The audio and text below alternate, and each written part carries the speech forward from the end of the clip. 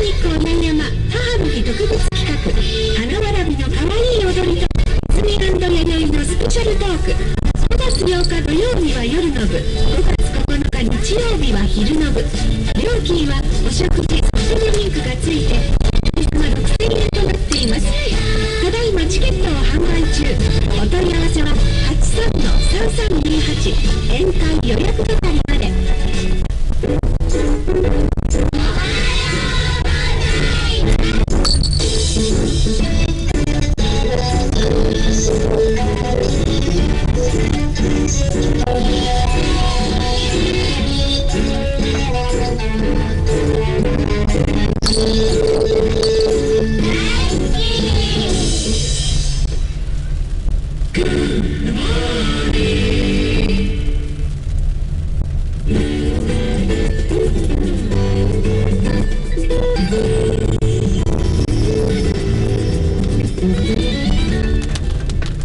時刻は午前7時46分を回っています。火曜日のサンサンモーニングをお送りしております。さあ、毎週火曜日は波照間島情報です。波照間島の通信をお願いしております。レンタサイクル三輪車オーナー広田光さん、今日も電話つながっております。お呼びいたしましょう。もしもし。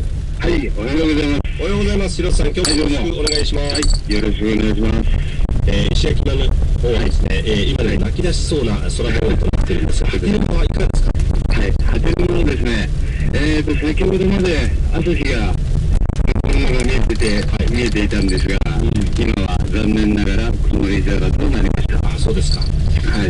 はい、そして今日はまだ波照間運行決定してませんかね？あ、そうですね。1便運行、1便そうですね。はい。1便3便が未定ですね。ですね。はい。で、昨日から今年